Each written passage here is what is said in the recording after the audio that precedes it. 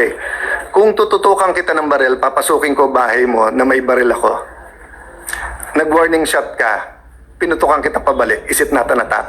Sorry but I don't think there's any question. The Senate is under attack, was under attack. All of you, your lives were in danger last night. So, I know it's your job to ask a question, but you will tell me, pagka may nagpaputok na warning, hindi under attack yun? My God, we're a democracy. This is the Senate of the Philippines. Please naman. Di ba?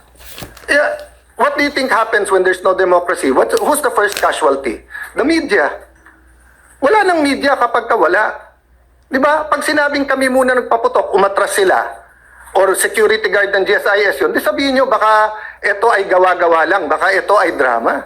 Pero nagko-focus kami dito, hinihintay namin articles of impeachment, nakita nyo naman lahat ng pangyayari.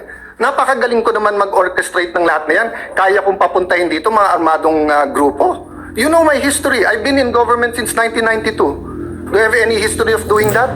O sa Taguig, have we done anything like that ever?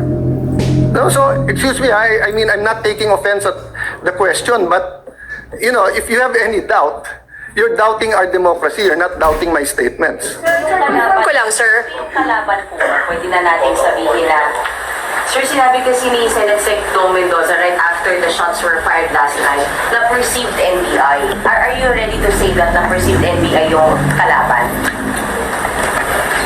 Nasabi naman ni Sec Dong yon, at sabi ko sa kanya, I don't blame you for giving them the information on the ground. And man, you ask the right questions. Tama yung direction nyo, etc. But I'll be very fair.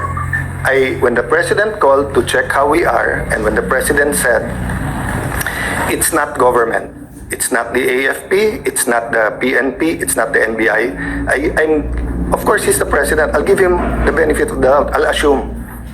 But I told him, but Mr. President, we have a bad experience sa NBI. They haven't been truthful with us. Having said that, Sec John Vic assured me, walang whitewash to. So he told me some of the information even before we got home kasi I'm sorry for the reaction but you know, people risked their lives yesterday. One of our, nagugulpi na yung isang the others could have done this. What I want to prevent is that, you know, there are certain things in life na may red line yan. Diba? Diba?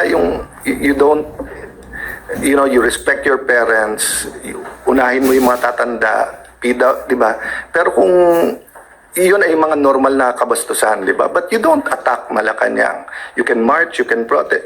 You don't burn down the Supreme Court, and you don't attack the Senate in an armed manner. Di ba? It was 100% an attack. If it turns out sa investigation na sira ulo lang yon, na he lost his mind, then a question ko, how did he get the IDs? How did he get in? How did he get? If it was government, then I'm sure the President will act upon it, di ba? So I don't know right now, and I don't want to give details, but sinabi na but yung binasa ko sa iyo, galing na kay Sec John Vic yun. So, at sinabi niya, NBI yun. Sir, paano yung pasok? Sir, sinabi ni Sir John Vic? Yeah, NBI? See, my staff was just pointing out that there's still difference between yung sinasabi ng PNP or ni Sec John Vic at yung sinasabi ng OSAA. That's normal in the investigations. That's why sabi namin, mag-joint investigation tayo. So far, I do not have a reason to not believe Sec John Vic. Why? First, nung nakita yung bag at sinabing, pag nabalikan yan, mahuhuli natin or paamoy natin sa aso kung may baril, he didn't have to tell me that. But he did at may nahuli. Okay. Secondly, lahat ng request niya, pinagbigyan ko. Umikot yung mga police, disarm yung iba natin tao dito. Yung hiningi niya na i-sweep yung floor by floor. Yung hiningi niya na i-secure yung CCTV. Lahat ng mga hiningi ko sa kanya pabalik. CCTV nung kabila, nung GSIS, ibigay sa atin. Yung before he left, sabi ko, sir, step by step, keep us informed. So, but that's the problem nga, 'di ba? So, I'm hoping magkatugma lahat. So, sa report natin,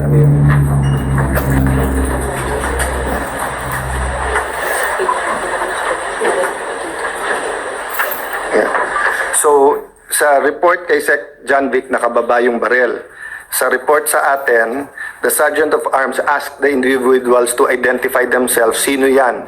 A loud male voice from outside answered, NBI. At that moment, one of the armed individuals was seen immediately raising and aiming a long firearm toward the direction of the QRT, PNP, and OSAA personnel. The Sergeant of Arms ordered the individual to lower his firearms on the ground. The individual failed to comply, instead assumed a tactical position, prompting the Sergeant at Arms to fire warning shots, after which the exchange of gunfire followed.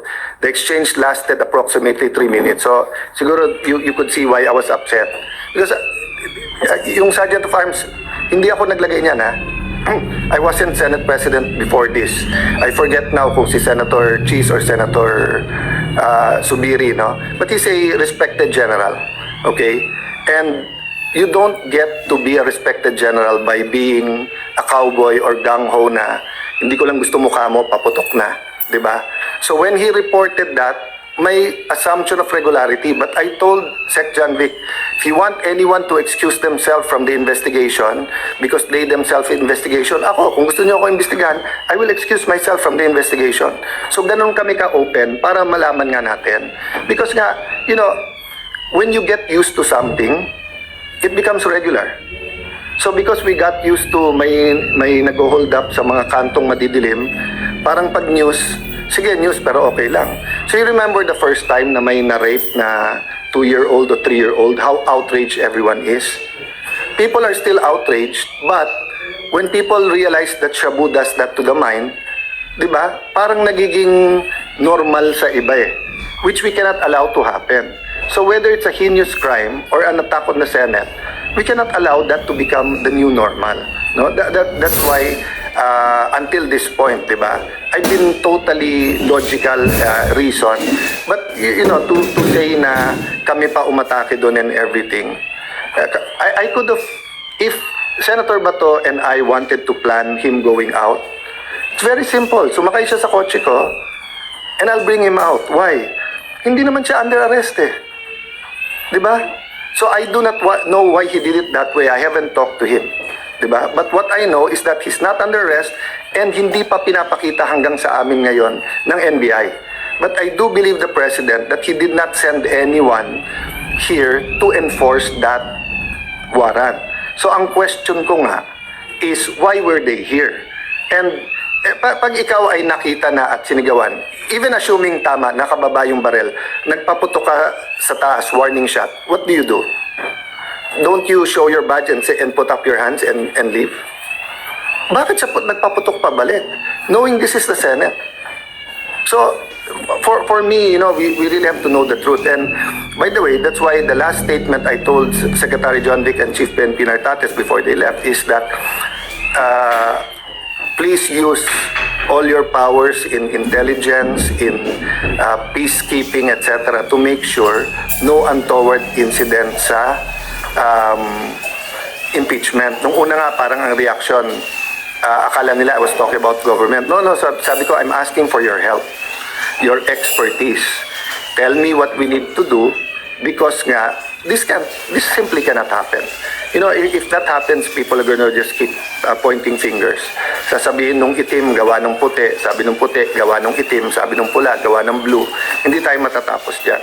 But I believe they're using forensic science to, the fingerprints, the CCTVs and everything to get there. Sir, paano nakapasok? Sir, paano nakapasok yung armed men?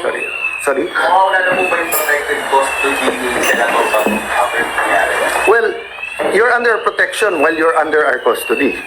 Diba? So, for example, yung kay Jun Losada, it was a different situation, but he was still under the protection because nagpaalam siya. Nalilipat kami ng Green Hills. So, I will still insist on his rights. Diba? So, meaning, if he'll be arrested now, I'll go to him and I'll just ask sino nag-aaresto, do you have a warrant? And if they say it's a foreign warrant, I will ask them, pwede bang sa korte natin dalhin to, hindi sa Hague? Pwede ba siyang, di ba? So do that. But pag nandito sa building, syempre, I have to look muna ano yung warrant at alam nyo na yung stand ko. So in that sense, parang siya nag-voluntary umalis sa protective custody ng same example ko sa inyo kanina, di ba? If the media comes, may naghahabol sa inyo, hindi nyo sure kung police, hindi, wala namang warrant, pero yung tingin nyo wala na yung threat, gusto nyo na umuwi, pwede naman. Sir, paano nakapasok yung argument? I don't, as of this time, I don't know. Yeah, as of this time. Sir, also, on ba to? Well, kasi yung nahuli, inutusan daw siya to retrieve the tactical bag. So that means, the tactical bag. So that means they were already inside. Oh, kasi medyo nagpipilit akong lumabas sa office nung nangyari. Pero ayaw ng mga security. And they said hindi talaga secured dito. And Secretary John Vic told you, NBI. Yun ang reaction niya, Secretary John Vic. Yung sinabi niya kagabi, ayokong kasi usapan namin hindi mo na babanggitin. But yung binasa ko sa inyo ngayon, galing kay Sec John Vic. John Vic.